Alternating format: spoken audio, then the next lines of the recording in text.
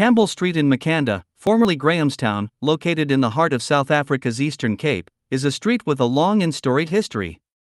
As one of the older residential areas in the town, its houses have borne witness to generations of families, settlers, soldiers, and significant historical events. With this long history comes a rich tapestry of local ghost stories, many of which center around the old Victorian and Edwardian homes that line the street. Historical background of Grahamstown and Campbell Street.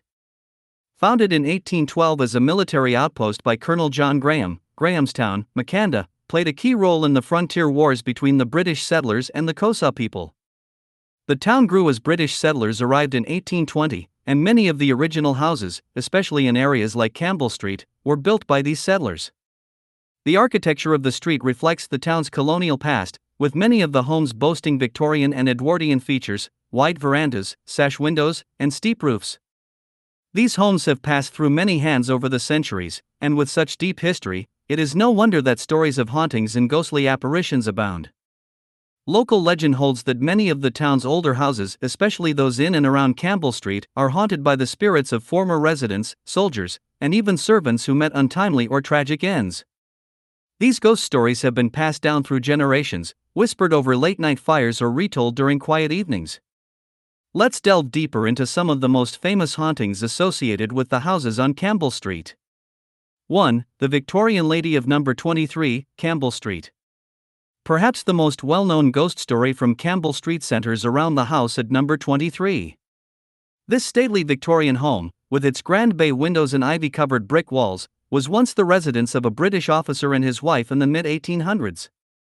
The officer, stationed in Grahamstown during the turbulent frontier wars, left for the battlefield but never returned. His young wife, devastated by the loss, fell into a deep depression and, according to legend, took her own life within the house. Since that tragic event, residents and visitors have reported sightings of a spectral figure, often described as a woman in a long, flowing Victorian dress, appearing in the upstairs windows of the house. Some have seen her standing by the window, staring out into the street as though waiting for her husband to return from war. Others have described fleeting glimpses of her moving silently through the house at night, her figure bathed in a faint, ghostly light. The Victorian lady is said to carry with her an overwhelming sense of sadness. Though her presence is not violent or threatening, the atmosphere in the house changes when she appears. Some residents report feeling a heavy, oppressive weight when in the same room where she has been seen. The sounds of soft sobbing and the faint rustling of fabric have also been heard, particularly near the upstairs bedroom where she is believed to have spent her final days. The current owners of number 23 have embraced the legend, though they maintain that the spirit means no harm. They believe the ghost of the Victorian lady is simply a lost soul, bound to the house by her deep grief and eternal waiting. 2. The poltergeist of number 12, Campbell Street. In stark contrast to the melancholic spirit of number 23, the house at number 12, Campbell Street is known for its more unsettling and chaotic paranormal activity. This house, originally built in the late 1800s, was once home to a wealthy merchant and his family. Tragedy struck the family when their young daughter succumbed to a sudden illness, and not long after, the merchant himself died under mysterious circumstances. The house has since gained a reputation for being the site of poltergeist activity, with multiple families who live there reporting strange and inexplicable phenomena. Doors slam shut without warning, objects move across the room of their own accord, and the sound of heavy footsteps is often heard in the attic, even though no one is there. Perhaps the most unsettling reports come from families who claim to have woken up to find furniture inexplicably rearranged in the middle of the night, with chairs stacked on top of one another and tables turned upside down. One family that lived in number 12 in the 1970s reported frequent encounters with the poltergeist. They described a series of incidents where kitchen cupboards would suddenly fly open, and all the dishes would crash to the floor.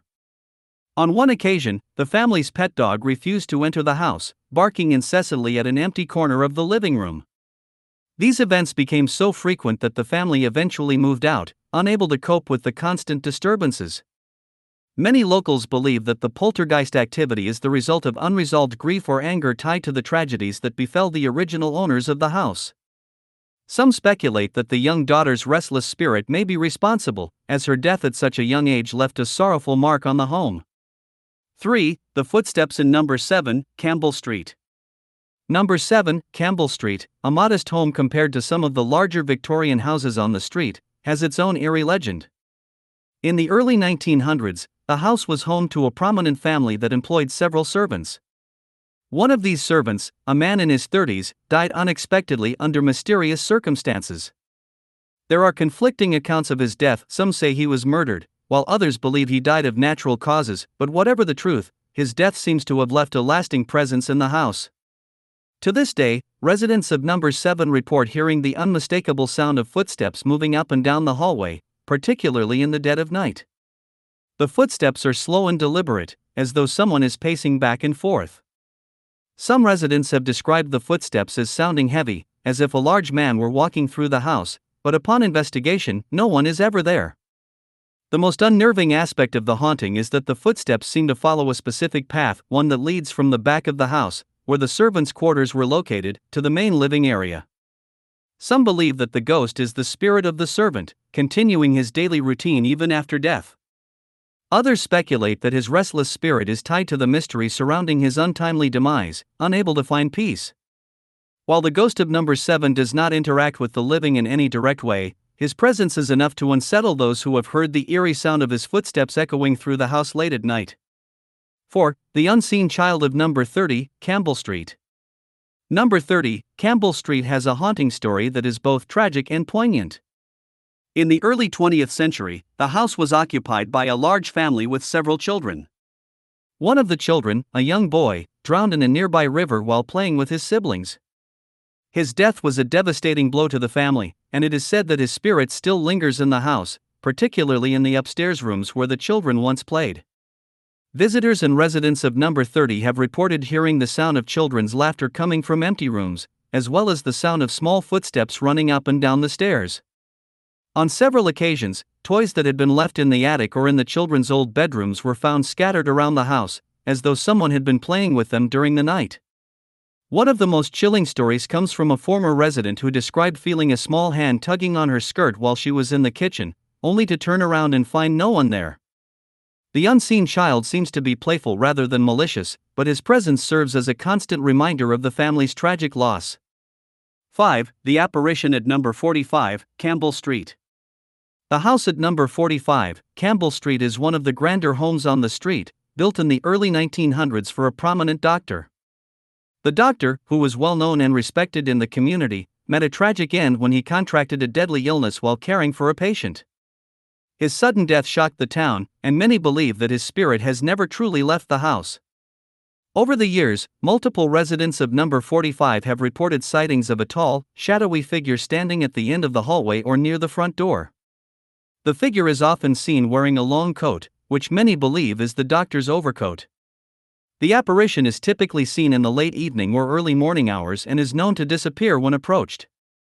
In addition to these sightings, residents have reported hearing the sound of shuffling footsteps and the faint whisper of a voice. Some have felt an inexplicable cold breeze pass through the house, even when all the windows are closed. Despite these unsettling experiences, most residents believe that the ghost of the doctor is not malevolent. Instead, they believe he is still watching over the house, possibly trying to protect it from harm or to ensure that no more tragedies occur within its walls. The houses of Campbell Street in Makanda are more than just architectural relics of a bygone era, they are living monuments to the town's rich and often tragic past. Each house has its own story, and with those stories come the whispers of the supernatural. Whether one believes in ghosts or not, the tales of apparitions, poltergeists, and restless spirits add a layer of mystery to the already fascinating history of this street. The ghost stories of Campbell Street serve as a reminder that the past is never truly gone, it lingers in the walls of these old homes, waiting to reveal itself to those willing to listen. These films have been created to highlight the powerful features of Polyspeaks for You, South Africa's leading accessibility software. Learn more at www.polyspeaksforyou.co.za. We invite you to support this meaningful dyslexic initiative, crafted and developed by an individual who personally understands the challenges of dyslexia.